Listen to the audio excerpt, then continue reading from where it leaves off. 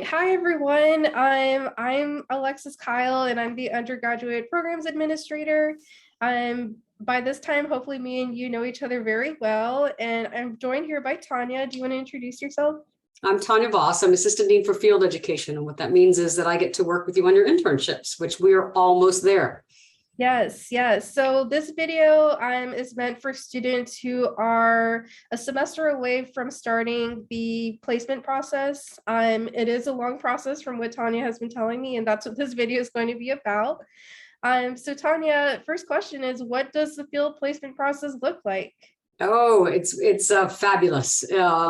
It's designed to help you get ready for the professional world, really, so that you can start thinking about what are your strengths, what are your interests, what are the things that you'd like to get involved in, what are your professional goals and where are you headed? And so one of the things that we do is the semester prior to the beginning of your field placement. And remember, your field placement is 480 hours. That's a chunk.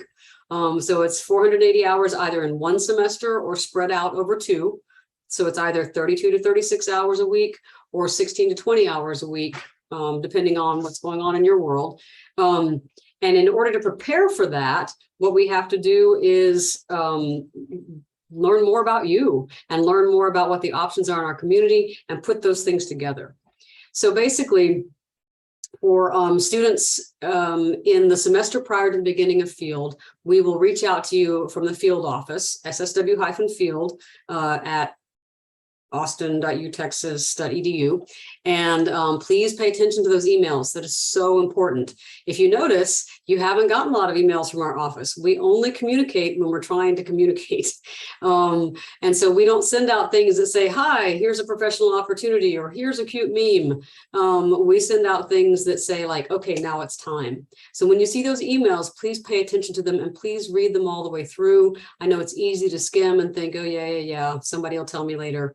But for this process, it really is helpful to stop and look at it and go, okay, I'm going to mark these dates on my calendar. Oh, okay, there's this form I need to fill out. Oh, okay, there's an event coming up and I might get to talk to representatives from different agencies where maybe I could do an internship.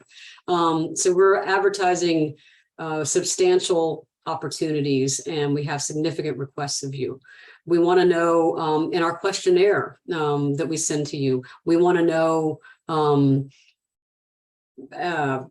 things like what courses have you taken that were really interesting to you? What populations do you want to work with? Older adults, children? Do you want to be in school settings? Are you aiming for healthcare? All those things. But we also want to know things like, is there anything in your criminal background check that we need to be aware of so we can take into account as we're moving forward? And this is a good chance to practice talking about stuff like that. Maybe you're in recovery and you don't know how that's going to impact your placement process. Never mind your job process, right? This is a good time to practice all that stuff with us in a safe, supportive environment so we can figure it out so that whenever you go out into the job market after graduation, that you're already rehearsed and you know how to do those things. It's also a time for you to tell us things like, I can't do Wednesdays because I have choir practice. I don't know. So there are some logistical, and I live in this part of town. Please don't place me 45 minutes away. I don't have a car. So it's the logistical side of things too. It's also in the placement process, in addition to gathering information about you, we present information to you about all the different agencies and what the internships are that they're looking to fill. And then you will go through and you'll say, oh, wow, these are great. And I need to, I'm interested in these top 7. We will ask you for your top 7 choices. And some of you will come in for individualized advising, which is great, right? So you can talk to your faculty supervisor. This is different from Alexis Kyle and her supreme academic advising. This is field advising.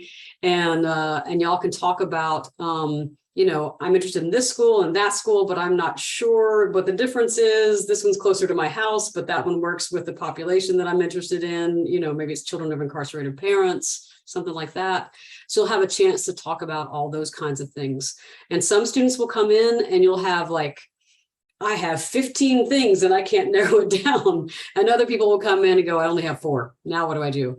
And so all of that's good. We'll work with you on all of that and help you narrow in, focus on your top 7 choices, And then we will match you with those top 7 choices. Sorry, you won't get 7 internships. You only get 1 internship. We'll match you with the top one that we possibly can and get you geared up, have you go out and meet the agency, meet your field instructor, the supervisor who's going to be overseeing your work in the internship. And then you will, so you meet with them in the semester prior. That's part of the placement process. And then you start your field placement. I think I went on too long. Help me. No, that's perfect. That's perfect. And I did want to clarify and emphasize for the students watching this that all of this is happening in the semester before your field internship. So if you're starting your field internship in a spring semester, you're going to be starting this at the beginning of the fall semester prior. So we'll probably be sending you emails, me and Tanya, but definitely pay attention to Tanya's emails. Probably around the first or second week of that fall semester, letting you know, like, hey, 6 months, we're counting down. You need to start this placement process. So great. So our next question for you is, do they have a say in where they're going to be completing their field internship? Absolutely. Absolutely. So the top 7 choices, we listen to you very much. You are a grown up. You've been working at this for a long time. We believe you. If you say that you want to go in some particular area, then we're going to believe you and support you to get there as much as possible. The only reason that we would not give you your top choice or your second choice or your third choice is if it's competitive. And so one of the things that happens is, like, maybe we'll have one internship at Any Baby Can that does early childhood interventions. And maybe that agency is offering one internship. You have a chance to read about the internship, you know, where it's located, if they pay a stipend, what that stipend might be, if it's on the bus line, a little bit about the internship itself, some of the schedule, all that, right? And you put it as your number 1. Maybe 3 other students also put it as their number 1, and they only have 1 slot. Then we have to figure out which student is going to be the best fit to go there. And that's where your thoughtful input on filling out that questionnaire and your professional presentation at your advising meeting with your faculty liaison comes into play. Because your faculty liaison, that's the person who's going to be teaching you and liaising to you in your agency for your field experience. They're going to sit down with you and talk with you, and you're going to say, I'm thinking about this, I'm thinking about that. All the while, your faculty liaison is also paying attention to, did the student come prepared? Have they already gone to the website and looked at the, the different agencies to see what their options might be? Is their resume close to ready to go? Are they using the Career Center to get their resume polished up? All these kinds of things. We'll cover all this at the beginning of the placement process. You don't have to write this all down now. We'll cover it all in plenty of time. This is just a preview, but you will have the opportunity to say to your faculty advisor, this is what I'm looking for. And then when we do our match meeting, the faculty advisor will say things like, I think this person would be a really good match because of their experience here and their coursework there and their resume here and how prepared they were for our meeting. Or they might say, I'm not sure this is a good match for them. The student didn't show up the first time, didn't communicate. They finally came back around the second time, didn't bring any materials. And I'm not sure why they're even interested in this. It surprises me that they put that as their first choice. So I keep going on. It's just that there's a lot to it. So we absolutely have a say in it. And we also have to make a match based on what the community needs and what's out there. Mm-hmm. And from the sounds of it, it sounds like this is when students really need to, bring their A game and like be checking their emails, be communicating with everyone. Yeah, this is where you start practicing being a professional. Gotcha. All right, so our next question is, and I know this was covered in the previous video, but can you tell us about if some of these internships are going to be paid? Yeah, no, and the previous video was a while ago, right? So hopefully at this point we'll have even more that are paid, but the short answer is no. Let's just start there, because anything on top of that is a pleasant surprise. We do not have a strong cadre of internships that are paid at a livable wage by any stretch. So I would not count on that. We do have an increasing number of internships that do pay something, but a lot of times it's more of a financial thank you. It's going to be $1,700 maybe, which is not enough for a semester worth of rent, right? So the short answer is going to be no. There's a lot more to it. I do want to state very clearly that we believe our students should get paid in their internships, and we advocate for that very actively. We have, I wish this wasn't true. I wish we were behind the curve, but we're not. We're ahead of the curve. Our students have more agencies with stipends than most internships around the country by far. And we're not satisfied. We're going to keep pushing because we would like for everybody to have a livable wage. You cannot count on that. When you are looking at the internship options, you will have this information. So when you're making your decision about your top 7, I hope that decision will be based on your educational priorities as much as possible. And one of the factors, of course, is, do they have a stipend? Is there any support, financial support associated with this placement? And you will have that information before you submit your top 7. So you'll be able to factor that into your decision making. Gotcha. And speaking of just other financial aid or financial support that our students can get is a BSW scholarship. So normally Kasi would be here talking about this, but once a year around April or May, more typically May, we will have scholarships that are open to all of our BSW students to apply to. It's just one application, and based off of the information from that application, we'll see what scholarships that you're eligible for that would be coming through the Steve Hicks School of Social Work. And a majority of those scholarships are given to students who are predicted to be doing their field internship in the following year. So let's say the scholarship application is open in April and it closes in May. We want you to think ahead and think like, are you going to be completing your field internship this upcoming fall or this upcoming spring? If so, then there's a really good chance that you might be awarded one of those scholarships. So again, it's going to be opening once a year. And whenever that application does open, think ahead to the next academic year and consider where you're going to be in your BSW degree, because that could serve as additional financial aid for your field internship semester. Definitely. May I say one more thing about paid internships? Of course. So one thing about it is an internship is not an internship, is not an internship.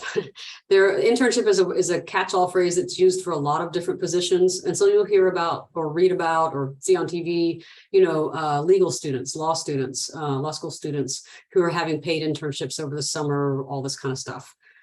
Our internships are academic internships. They're structured, they're supported. We have dedicated agency supervision, and your supervisor at the agency is not compensated for being a field instructor. We have faculty liaisons who come and support you. You have competencies that you are required to demonstrate in keeping with the Council on Social Work Education, our accrediting body. And of course, you're earning credit hours, academic credit hours. So we continue to advocate for paid internships at a livable wage.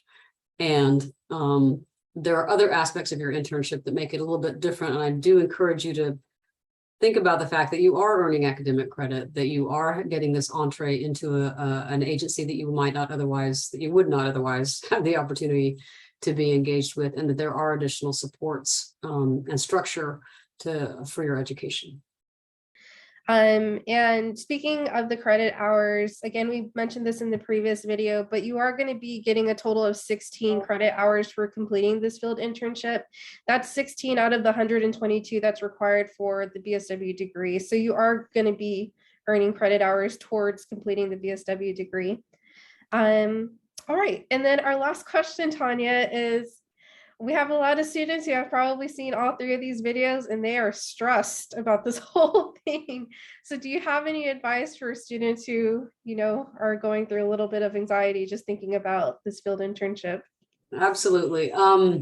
So it's a couple of thoughts. I'll start with stress can build strength. Stress doesn't have to be a bad thing. I think sometimes stress gets a bad rap because too much of it is not good. But you know, if you've ever lifted weights or gone for a run or whatever, right? Like if it's too easy, what's the point? A little bit of stress builds some muscle mass, right? So your field placement is a thing, and I'm glad that you would care about it. So please don't quit caring. And as much as possible, try to remember that, you know, anxiety and excitement are close cousins, physiologically in our bodies. Even they're very similar. So as much as possible, and I know it's much easier said than done, but this is part of the professional growth too, is find a way to harness that anxiety, maybe take it back a step, notch it back a little bit, and use it as excitement, use it as energy, to get ready for this experience. It's going to be a great experience. It's not going to go as planned. I can promise you that. It is not going to be what you think it's going to be. It's not going to be what I think it's going to be. It's not what your field instructor thinks it's going to be. It's going to be something different.